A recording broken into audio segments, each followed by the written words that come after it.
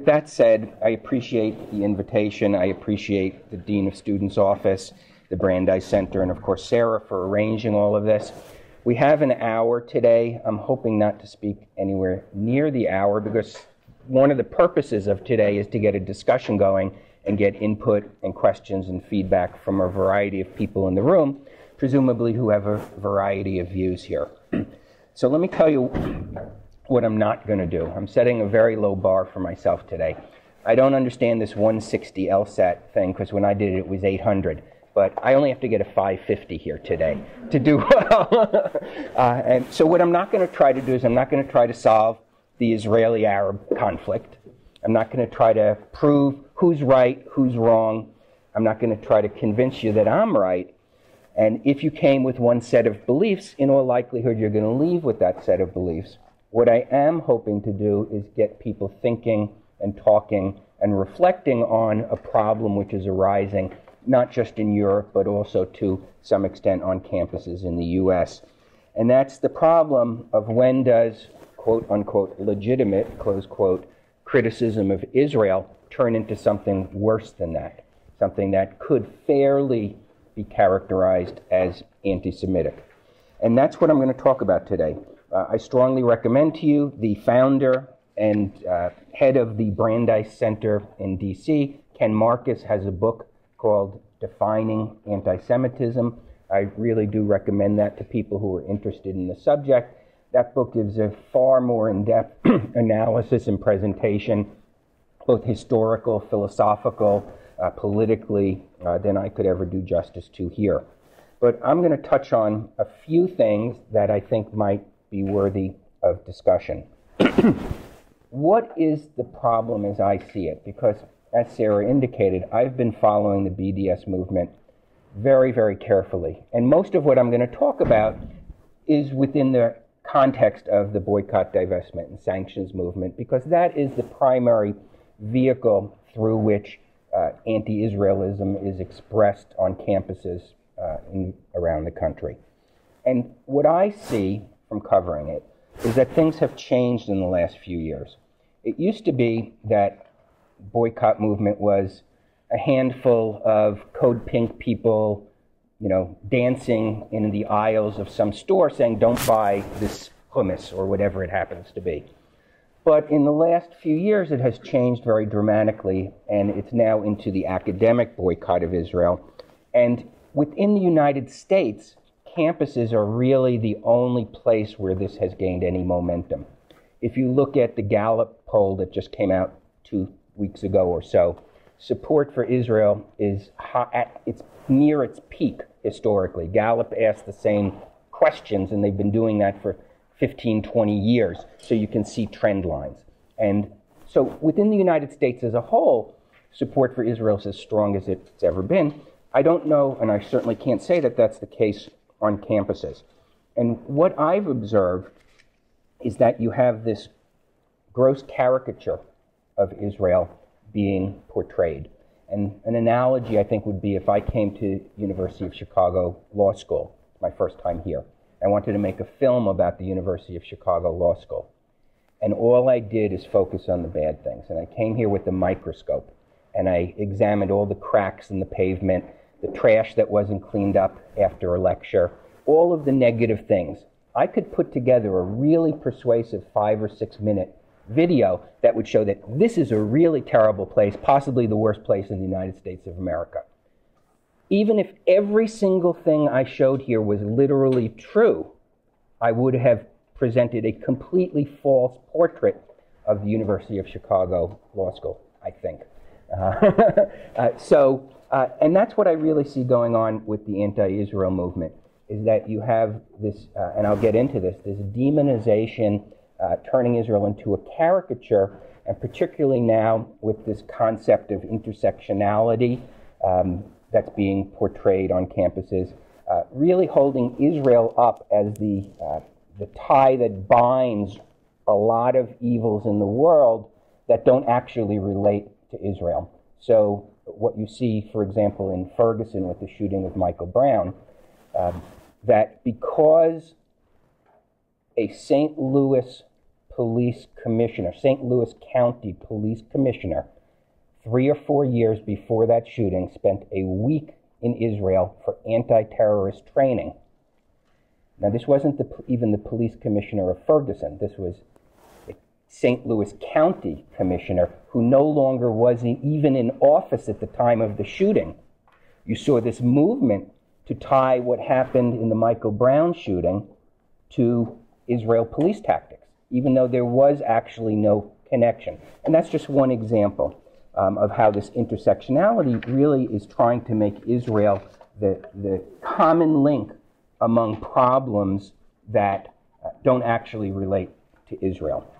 The presentation here today is going to focus on a very brief history of the BDS movement, because I think there's a huge myth out there about it. Then I'll talk about why we're even talking about this, with focus on what the UC Regents just did. You've read that. Then I'll talk about definition of anti-Semitism and some tests, if you want to call it that, or guides to how to recognize it. One proposed by Nathan Sharansky, and one proposed by, or actually on the website of the U.S. State Department. And then I'm going to show you some images, which is, to me, is something like a Rorschach test. And maybe at that point, I'll open it up for discussion, and you can look at these and we can talk about, is that image merely criticism of Israel, quote unquote, legitimate criticism of Israel? And certainly I'm not advancing the thesis, and I don't really think many people do, that criticism of Israel in and of itself is anti-Semitic. So I think we can put that aside. Even harsh criticism of Israel is not anti-Semitic in my view. So the history of the boycott movement, there's a myth out there that the boycott started in 2005 with a call from Palestinian civil society for a boycott, cultural, academic, and economic boycott of Israel. In fact, if you look at the boycotts going back in time, they really started in the 1920s in what was then the British Mandate of Palestine, and it was a boycott against Jewish businesses. And that continued throughout the 1930s. Of course, in the 1930s, it was expanded in part because of the German boycotts of Jewish businesses. And if you look at those, it clearly was intended and driven by a hatred of Jews. The Arab League was formed in 1944, and the Arab League boycott against Jews in Palestine started in 1945, 3 years before there even was a declaration of independence by State of Israel. So these boycotts go way back in time. The boycotts continued really almost uninterrupted, but mainly through the Arab League boycott of Israel, Arab League being states. And it got very, very serious, or most serious, in the early 1970s after the Yom Kippur War, when the OPEC, when the Arab states imposed an oil embargo, trying to get the West to essentially abandon Israel. And the Arab League boycott at that point in time was much more powerful than anything we see now from the BDS movement, because these were governments putting their weight behind them. And so, for example, it was also a secondary boycott. So they not only boycotted Israel, they boycotted anyone who did business with Israel. And that's why, and I can never remember if it was Pepsi or Coke, but one of them you could not buy in Israel, because the company, I'll say Coke, if I'm wrong, I apologize to Coca-Cola Company, they were much more interested in the 300 million person Arab League market than they were the 4 million or 5 million Israeli market. There were car brands you could not buy in Israel. That was a very serious boycott where you had countries behind it, and you had companies forced to abide by it.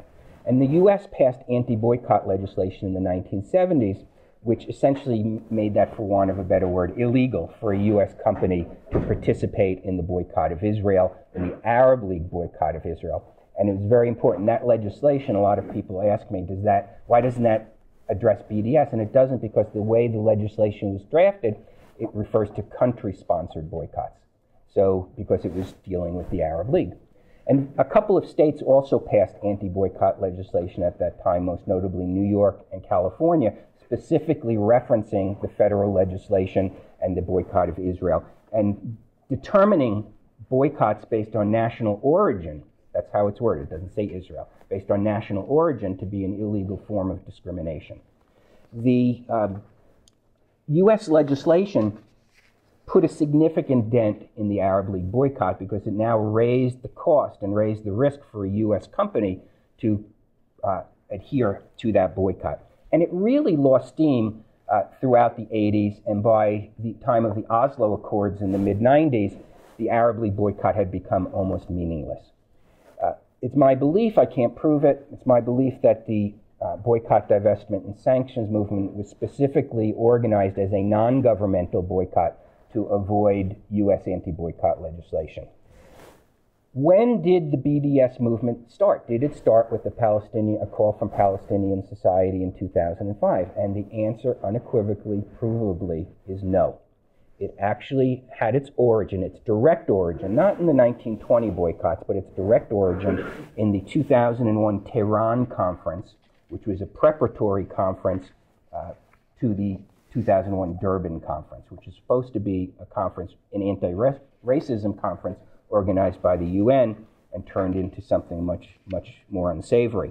And Mary Robinson, former UN High Commissioner for Human Rights, who's very few people consider a friend of Israel, wrote about that in the Daily Beast, I think it was about a year ago, because she came out with the book. And it was there that the delegates, the country delegates, proposed the idea in Tehran, Iran, of equating Israel to apartheid South Africa and trying to organize a boycott of Israel along the same lines that apartheid South Africa was boycotted. That's where it has its genesis. Mary Robinson testifies to that. But it was at the Durban conference that it actually got implemented. The Durban conference in 2001, specifically the non-governmental organization conference at Durban, is where the original boycott call was issued. Now, the late Congressman Tom Lantos attended that and has written extensively about how outwardly anti-Semitic that conference was. Not really any gray areas here. Nazi-era cartoons of Jews being passed around, protocols of the Elders of Zion being offered to people there. A really disgusting conference that the U.S. ended up walking out on because what was supposed to be an anti-racism conference turned into an openly anti-Semitic conference. And it's the ending declaration of that conference where they issued the boycott call. And it's paragraphs 423 and 424 of the declaration of the Durban NGO conference. And I'm not going to read it all to you, but it reads almost verbatim what the BDS call is for an international boycott of Israel. By 2002, there were already boycott activities against Israel at British universities and at various places in Europe. And 2002, 2003, 2004, there was widespread documented boycott activity pursuant to the NGO call at the Durban conference. This is all before the 2005 call from Palestinian civil society. By the time that call was issued, the boycott was not, I won't say it was full-blown, but it was very active and it was pursuant to the Durban call. And the 2005 civil society call was really a packaging of the old boycott to appeal to Westerners, to appeal to social justice, to appeal to a variety of things, and to say, look, this is an indigenous, grassroots, organic call for a boycott, when in fact it was anything but that. It had been several years in the making by the states most hostile to Israel, including Iran, through captive NGOs, because there are no independent NGOs in Iran or at that time in Syria or in Saudi Arabia or any. So when the Syrian Lawyers League, or whatever their name was, goes to the NGO conference and proposes this, that's not a truly independent NGO. That's captive of the government. And so what I need people to understand is that the current boycott, divestment, and sanctions movement has its origin in the very hostile country boycotts that have been around for 80 years, but most specifically in the anti-Semitism of the NGO conference at which it was issued. Most people don't understand that. I'd say 99% of the people I interact with, maybe 99.9%, don't understand that. They have accepted this notion that this is a grassroots organic call for boycott from Palestinian civil society. The boycott guidelines are particularly onerous. It essentially calls for a full boycott of Israel, equivalent to what South Africa went through. Maybe at some point today I'll get to talk to you about why that's a legally false analogy, and a false analogy in many other ways. But specifically, I began to pay attention to this in late 2003, when the American Studies Association passed the first major entity to pass an academic boycott of Israel, pursuant to the guidelines issued by the Palestinian Academic and Cultural Boycott of Israel guidelines. They then formed a U.S. branch. A professor out in California started it. I forget his name.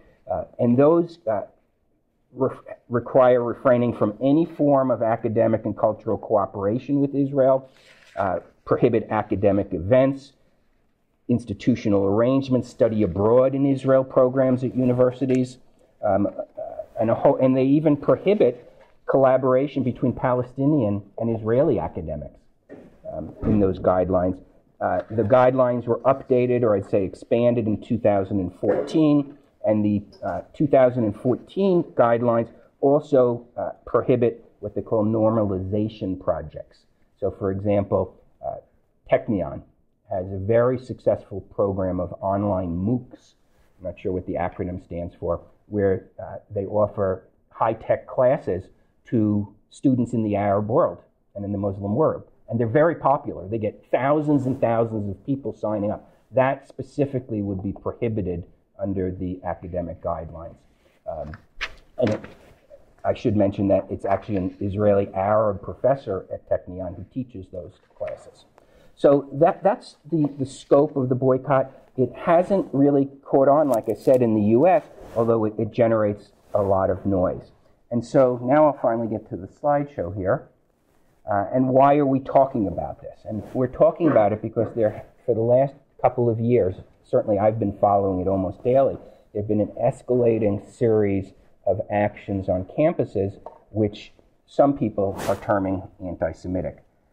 The UC Regents had put together a working group to study the problem, because the UC system, for whatever the reason, seems to be one of the hotbeds of this sort of activity. There are other locations, and I should say that in my estimation, you probably can count 2 to 3 dozen campuses where the boycott movement is actually very active, but they tend to be campuses that get a lot of press attention. Columbia, Michigan, UCLA, these are the sort of things that generate a lot of attention. But statistically, of the 2,000 institutions of higher education in the U.S., a tiny percentage actually have this activity. So the UC Regents put together this group because they were concerned with reports of increasing incidents of anti-Semitism on campuses. They listed, including vandalism targeting property associated with Judaism or Jewish people, challenges to the candidacies of Jewish students seeking to assume representative positions. There was one very high-profile case involving a student named, I think it was Rachel Beda, and she was applying for a judicial board, undergraduate judicial board position, and she was questioned by people and initially turned down because they questioned, you're Jewish. What if issues related to the Israeli-Palestinian or to divestment come up for some reason before the judicial board? And they actually voted her down.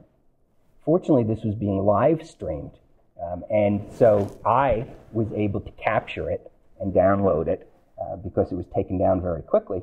And a representative from the school was there and basically told people, you can't do this, okay? You can't turn somebody down because they're Jewish. And so then they re-voted and they accepted her.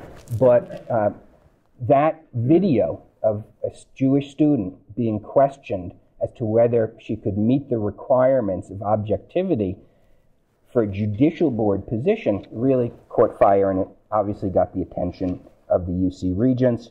And social exclusion and stereotyping, just a whole variety of issues.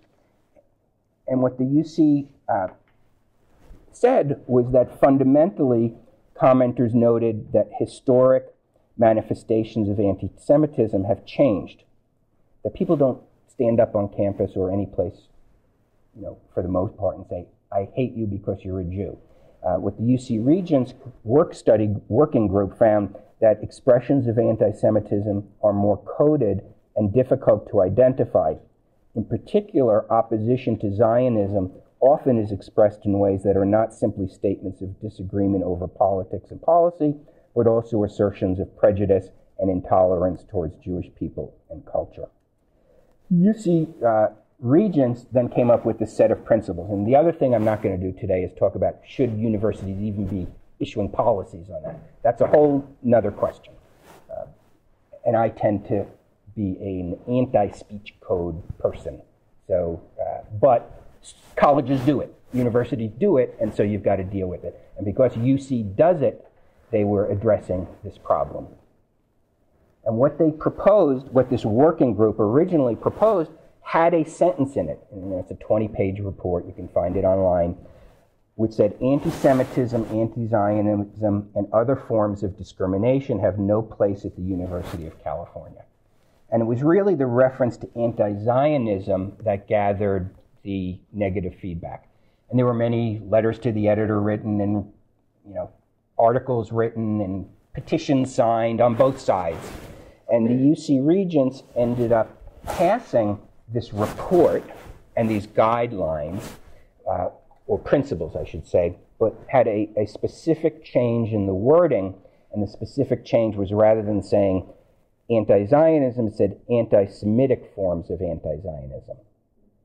So I'm not really sure what that means, and it seems to have displeased just about everybody, because it's redundant. I mean, if it's an anti-Semitic form of anti-Zionism, it's already covered by anti-Semitism. On the other hand, the people who consider themselves anti-Zionist felt, now you have linked the two, and we object to that. And even if the UC Regents isn't issuing any rules governing conduct, nothing they issued actually imposes a sanction on somebody who violates these principles. Nonetheless, they felt that this would stigmatize and would have an implicit effect of stifling speech on campus. But of course, that argument could be made with regard to any anti-discrimination policy, that it stifles speech the university deems discriminatory. So I don't think it's unique to anti-Zionism. And so this has made itself to the New York Times and to various other publications. There were a number of articles about it in the LA Times. And this has really been the focus and has focused people on at what point does political criticism turn into something else. The Nathan Sharansky, I don't know if you're familiar with him, he was a very famous Soviet refusnik. Refusnik being Jews in the Soviet Union who applied to emigrate to Israel, would then be turned down, they would be refused, and they would be in a very precarious political and social position. And I actually studied in the Soviet Union, met many of them back at that time in the late 70s and early 80s. And they would lose their jobs, first of all. They would potentially be sent to jail, as Sharansky was, for anti-Soviet, anti-state activity, etc. Sharansky, very famously, was exchanged for some Soviet spies captured in the West after he served 10 years in the Gulag. And he then emigrated to Israel, became a politician, and he's now head of the Jewish agency in Israel. But he came up with a test, and a test really meant to avoid the question, what is anti-Semitism? And that is something that has been debated, is still debated. I don't know that there's any one definition of what is anti-Semitism. And so an opposition to Zionism is not necessarily anti-Semitic. Some people might say it is, but there certainly are religious Jews, ultra-Orthodox Jews, who believe that it's premature for there to be a Jewish state, that it's theologically not permitted. It'd be hard to call those people anti-Semitic. On the other hand, and that's why I use the term anti-Israelism rather than anti-Zionism.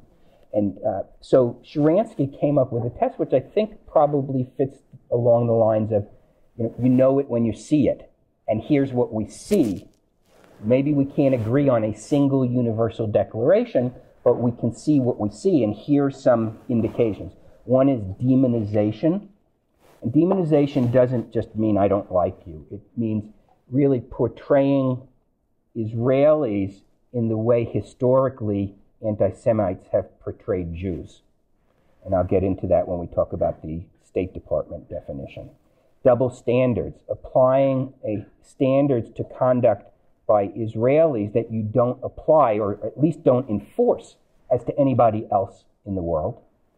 And delegitimization, which is not simply disagreeing with Israel's policies. We're not saying, well, I think you should withdraw from the West Bank, or you should lift the blockade of Gaza, or I don't like this law you have or that law. But really getting to the delegitimization, the refusal to recognize the historic rights of the Jewish people in the homeland of the Jewish people. And that if you're going to deny it at that core level, and you're going to deny to Jews that national right of self-determination, that is one of the factors you can consider. The State Department has a definition on its website, which is totally inadequate because it's very hard to define what anti-Semitism is.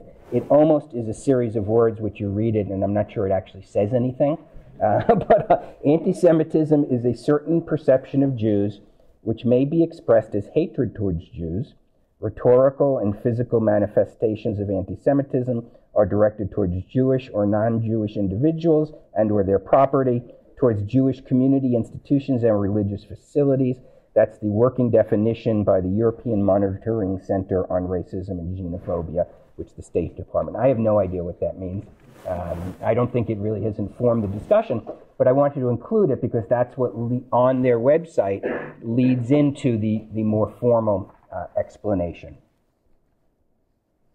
They list, again, like Sharansky, they list, we may not have a great definition, but we know it when we see it, and here's the sort of things, no one of which may be sufficient, but are the factors you take into account. Calling for, aiding, or justifying the killing or harming of Jews, often in the name of radical ideology or an extremist view of religion. Probably not a huge dispute over that. If ISIS or whoever it happens to be declares they want to kill the Jews, I think we can probably accept that that's anti-Semitism. Making mendacious, dehumanizing, demonizing, or stereotypical allegations about Jews as such, or the power of Jews as a collective, especially but not exclusively the myth about a world Jewish conspiracy or of Jews controlling the media, economy, government, or other societal institutions. The international Jew, the Jew controlling the world, the Jew behind every problem in the world. And this is something I see all the time, almost every day, conspiracy theories about Jewish control of this, Jewish control of that.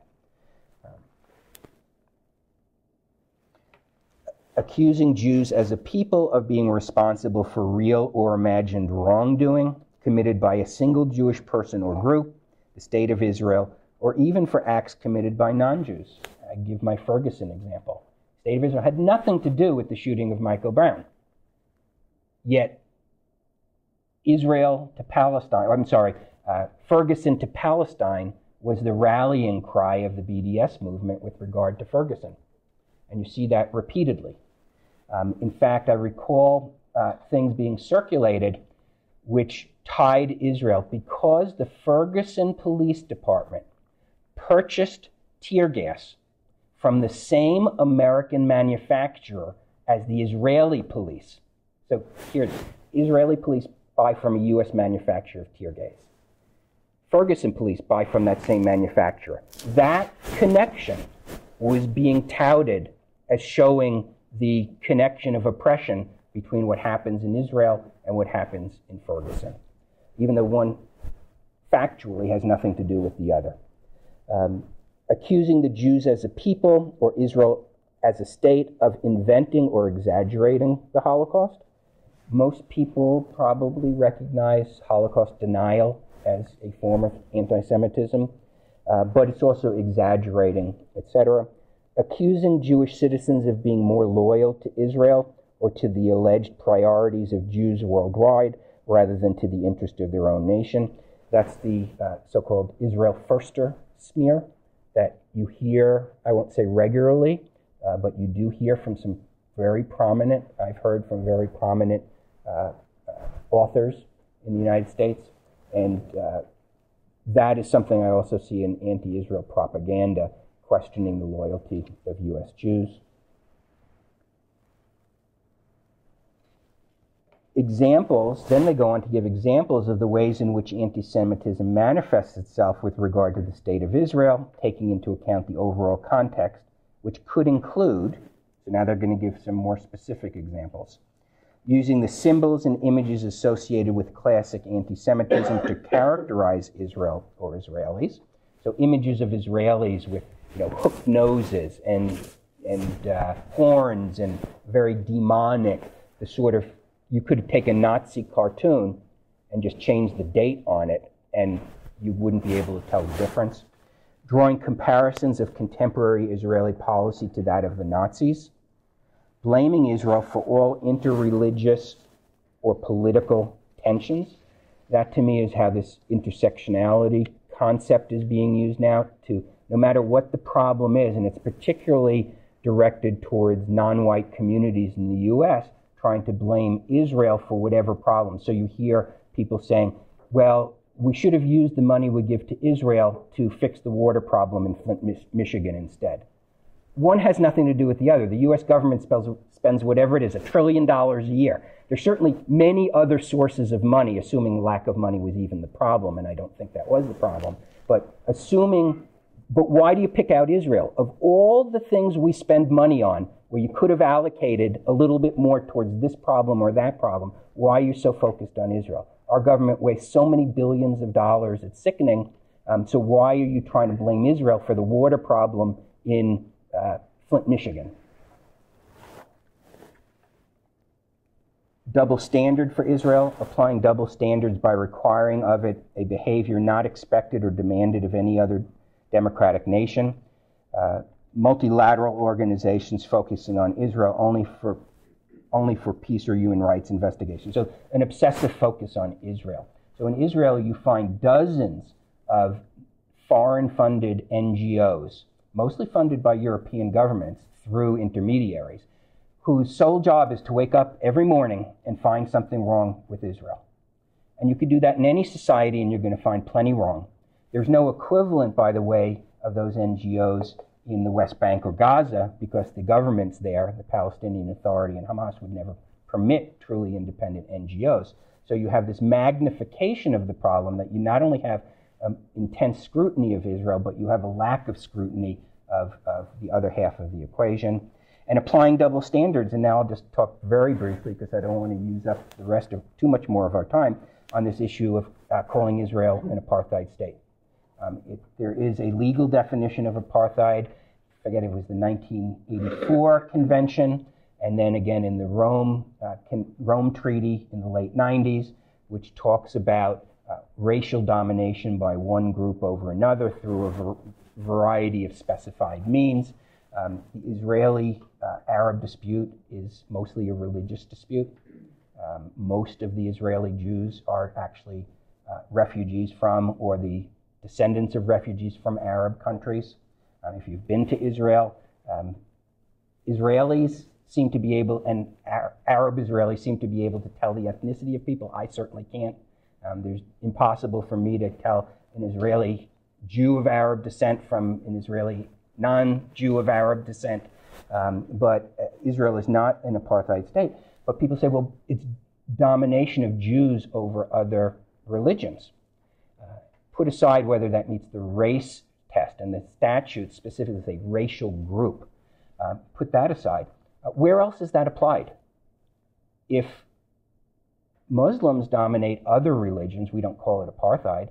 if Islamic states, and there are 56 of them, incorporate at one level or another, from maybe the extreme of Saudi Arabia to much more mild, Islamic law, in their constitutions, in the way they govern themselves, we don't call that apartheid. Why do we call that apartheid? If there's some semblance of Judaism incorporated into the laws in Israel or the conduct of Israel. So that's a good example of a double standard. We're applying a standard to Israel that we don't apply to any other country in the region which has religious domination by one group over another, to call it apartheid.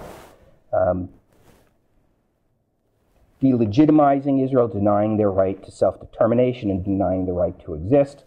And the State Department concludes with this: however, criticism of Israel, similar to that leveled against any other country, cannot be regarded as anti-Semitic. So, has that clarified things? And the mere fact that it's the State Department saying it doesn't mean it's true or it's good or it's right. I mean, they can say, but it's an example of somebody who has drawn out. And this is actually based on that European group that I quoted the definition. State Department didn't come up with this on their own. And so that's where we are. Now I want to show you, and perhaps open it up to some conversation, some images that I've gathered up just in the course of writing my website and documenting what's going on. This is a Dutch Nazi cartoon showing Jews essentially controlling the Allied forces. Would people call this anti-Semitic? I'm just curious.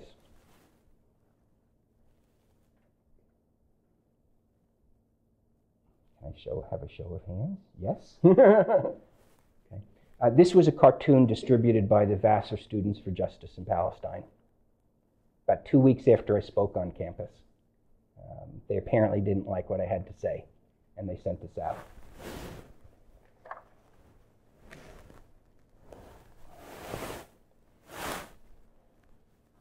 France wants to free Palestine, time for a false flag.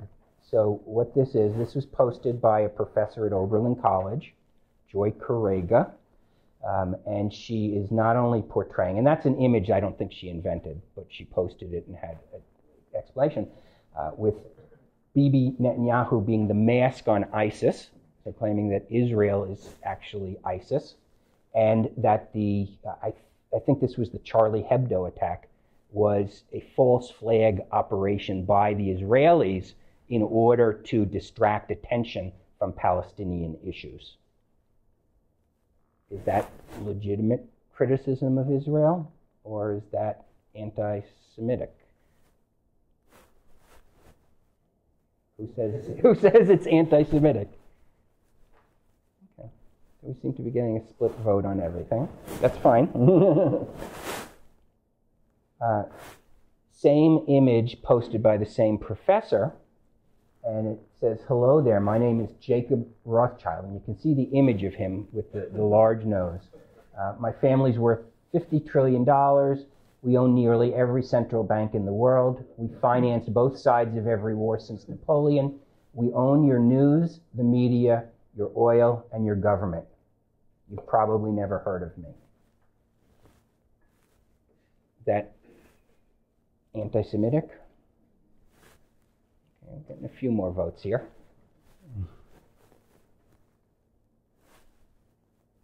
This is a cartoon which won second place in, I forget if it was the 2004-2006 Holocaust cartoon competition in Iran. They run that every year, by a very now well-known cartoonist, anti-Israel cartoonist, Carlos Latuff, I think it's pronounced Latuff.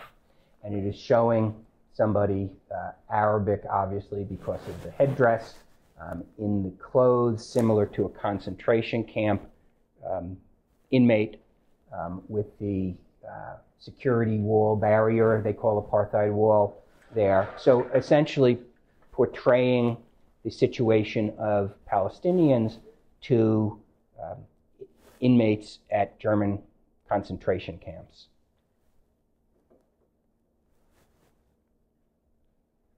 I'd love to get some feedback, because I think this is one of the more interesting examples of discussing the phenomenon. Anybody want to comment on that? I'll give you my view, since everybody's being shy. I think this is a closer call, okay? I mean, there's a claim made that Palestinians are being persecuted. I do think it crosses a line. It certainly crosses the line laid out in that State Department by comparing Israel to Nazi Germany. Wouldn't this be an example of cultural appropriation, which I would think that they oppose? Yeah, I mean, that's an interesting concept that I'm not sure if cultural appropriation is the right word, but it is an interesting phenomenon where, and you hear this argument all the time, that the Israelis, half of whom, not all of whom, half of whom were, or a third of whom were the descendants of the European Holocaust. The myth out there is that Israeli Jews are European. A little less than half of them have European ancestry. But it's trying to take the seminal modern event in Judaism and appropriate it for the Palestinian cause. They could have, chosen other examples, or they could just argue on the merits that what you're doing is bad and wrong. We don't need to appropriate your historical event to try to use it against you. Same cartoonist comparing Israel a little bit more explicitly to the Nazis with never again, over again. This regards the 2014, or was it 2009? There's so many conflicts in Gaza, after one of them essentially saying that Israel is turning Gaza into a concentration camp. And you hear that phraseology used all the time. Gaza is the largest open-air concentration camp in the world. Statistically, it's not. I mean, it has the highest rate, one of the highest rates of obesity in the world, a little known fact that I came upon recently. There's no mass starvation there. You can only make this argument, in my estimation, by completely ignoring what Hamas has done there. But this is another example from the same cartoonist. Same cartoonist. This was the Gaza flotilla. The ship was boarded by the Israelis. Depending who you believe, the Israelis either ruthlessly just shot people, or, and there are films of it, or actually attacked when they boarded it and fired in self-defense.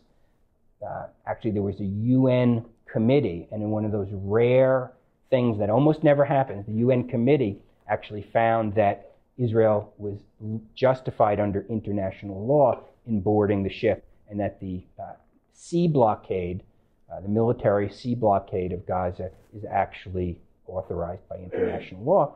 But here, the imagery used is of an octopus. You'd see that in very old-time sort of anti-Semitic cartoons of, enveloping the world. And the Israeli flag is replaced, the Jewish star is replaced with a swastika. That's imagery you see frequently on campuses, signs, etc., where the Jewish star is replaced by swastika. Can I ask you about that Sure. one? Yep. So would you say that was anti-Semitic? Rather than a piece of powerful political propaganda in the best interest? Yeah, I mean, I think if you viewed it in isolation, you could make the argument either way. If you view it as part of an overall movement, and that's an interesting point, I'm glad you raised that as with many things, like with my film portraying the Chicago Law School as this horrible place, you could have things that are true, but you portray it. So when you're portraying Israel as the new Nazi by using the swastika, to me this crosses a line, perhaps not as clearly as the Rothschild imagery passed around by that other professor. But if it weren't for the swastika, I think it might be a very different story with this cartoon.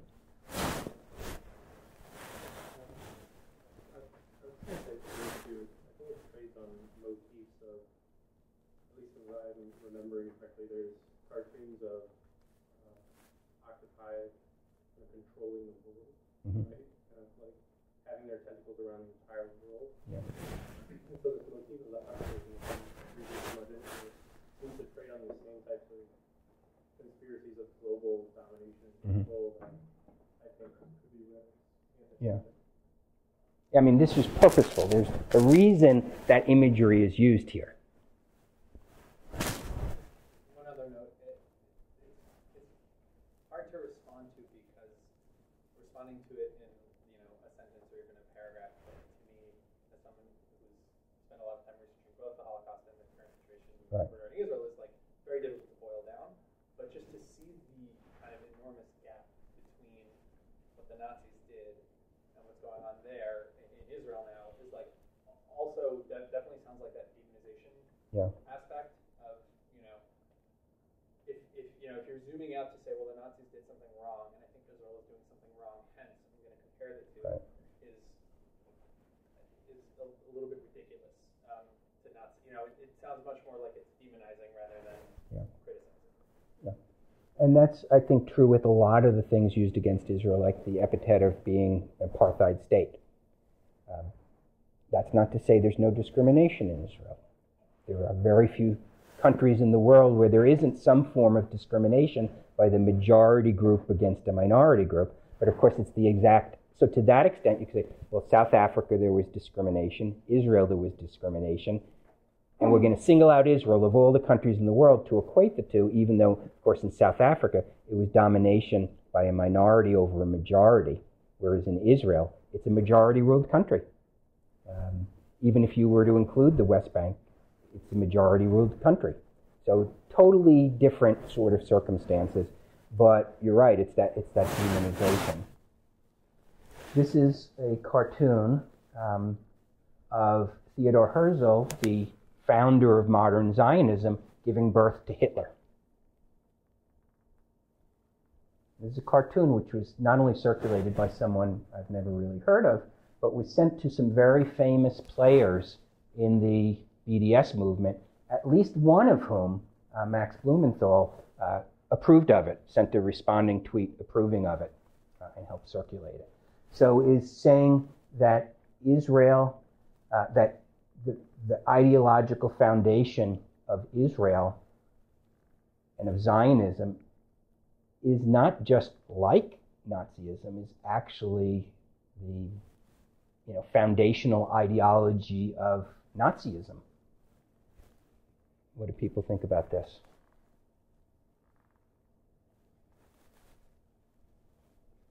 Legitimate, within the realms of legitimacy, we think Israel's bad. We think they're just like the Nazis. I mean, this goes even a step further, which ties Jews to creating, what almost destroyed the Jewish people.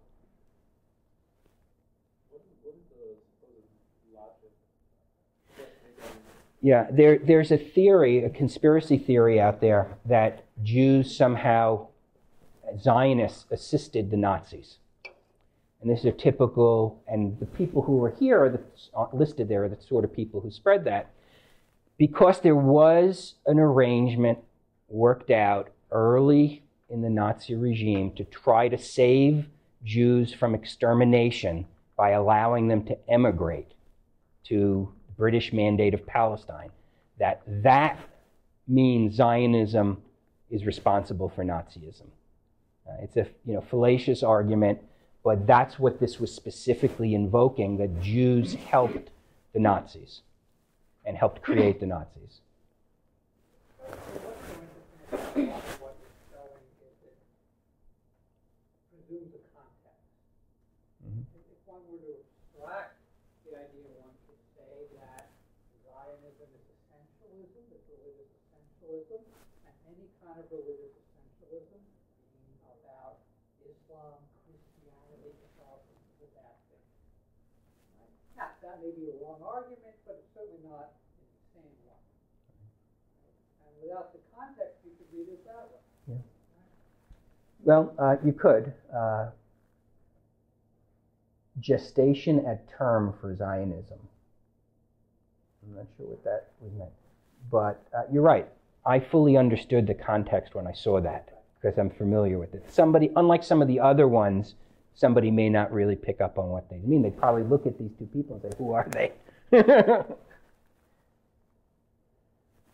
This was a cartoon created specifically with regard to what was happening in Syria a year ago at the Yarmouk Palestinian refugee camp. It's really a district in the city. And ISIS and other similar groups attacking that district and starving and killing many people. And so you have the ISIS with the sword and the Palestinian, the key symbolizing the key to return to Israel, being slaughtered. And look who is behind that executioner in this cartoon. Somebody with a hook nose and a Jewish star on the hat, saying that here you have ISIS and its equivalents, whatever the group happens to be, al-Nusra, whoever was doing it, being manipulated by the Jew. This was posted on the website of a website based here in Chicago, Electronic Intifada, one of the leading pro-BDS websites, posted this and tweeted it out. I have a question. Not related to this picture exactly, but related to the comparison between what's going on in Israel and like the Flint, Michigan water crisis. And I'm just curious, most of the people who make these comparisons or make arguments that the U.S. government could be diverting funds to places like Flint as opposed to the war in the Middle East, are they people who are knowledgeable about how the government budgets work and should be able to make maybe better arguments, or is it people who are massively influenced by media and are just seeing the war, for example, played out, on a large screen and therefore are focusing on that one event as where all the funds are going to? The people making that argument, for the most part, as far as I can tell, are not actually the people of Flint, Michigan. It's activists, anti-Israel activists, who try to exploit the situation to create animosity, much as they exploited Ferguson for an unrelated, whatever you think of the Michael Brown shooting, it actually had nothing to do with Israel, okay? And so people are trying to exploit Flint, Michigan. So I don't see people, and it's people trying to exploit it, who very well understand that this is an argument that has no connection. When Detroit went into bankruptcy, I think it went into bankruptcy, similar arguments were made. Now, Detroit's problems have nothing to do with Israel. I don't even think they initially had to do with lack of money. Might have been wasting of money, fraud, all sorts of problems. But so the people making these arguments, I believe, fully understand that their arguments are not sound, but make them because they feel that it has a persuasive value and that it can play upon people's emotions, as people have done historically. If you're somebody in Flint whose child was poisoned, it's not your fault, it's not your mayor's fault, it's the fact that the Jews got the money in Israel that's the problem here. And that's a very classic way of stirring up anti-Semitism, and you could use that for racism, whatever it happens. That example can be used with different contexts, but taking something you know not to be true and exploiting it to play on people's emotions. I'm curious, so, assuming that we accept that this is a problem and that all of these images are anti-Semitic, to what extent do you think the appropriate response is to condemn those who are disseminating these images, or alternatively, to what extent do you think the proper response is to sort of look inwardly and maybe re-examine some of the policies that are arguably driving the dissemination of these images and U.S. complicit in those policies? Well, I think you can do both. I don't think they're mutually exclusive.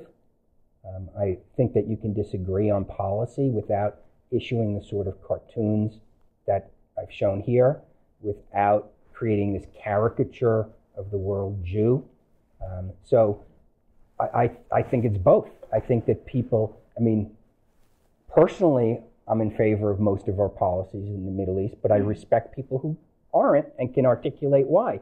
but don't articulate why by portraying Israel as Nazis who were bent on world domination. That's my view. Last but certainly not least, and I think we're out of time, so this is a good time. This is a Facebook posting by someone named Bassem Tamimi. Bassem Tamimi is a very well-known Palestinian, quote-unquote, nonviolent activist. People would dispute that, but he was on a U.S. tour. He's very well-known. The tour was sponsored by Amnesty International, Jewish Voice for Peace, and a couple of other groups. And in it, he shares, I got to approach it from this so I can read it, sorry to block you, image of what appears to be a child with stitches down here, saying, when Israelis arrest Palestinian children, what is the purpose? To steal their organs. And then it goes on and on. This organ stealing claim, which, first of all, I found this photo where it originates, and it's been around for a decade, so it has nothing to do with Israel. It apparently has something to do, and I wish I could remember more precisely. I forget if it was Bangladesh or some other place, and this is actually an old man. It's not, look at the hands, it's not a child. So this is just your stock photo that when people want to accuse Israel of arresting children for organ harvesting. But these, you see these quite frequently, these sort of claims of organ harvesting. I've actually researched them, and I won't even say there's a kernel of truth in them. There was a time 20 years ago when the Israeli medical examiner took the position that if a body came in for autopsy, that was consent to, I don't know if they ever took organs, but they took corneas and things like that to give to other people. But it wasn't just Palestinians, it was Israelis, it was Israeli soldiers killed in action. When that got attention, they stopped the policy 20 years ago. From that kernel, if you want to call it, of historical fact, has developed this claim that Israelis harvest organs from Palestinians. You saw it very recently when, in the so-called knife intifada, there was a delay in transferring the bodies of knife attackers who were shot dead by Israeli police back to the Palestinian Authority. And there were rumors circulating that they withheld the bodies for 17 days so they could harvest the organs. Of course, once the bodies were returned, you'd have the proof, and nobody ever heard of it again. But that keeps getting repeated.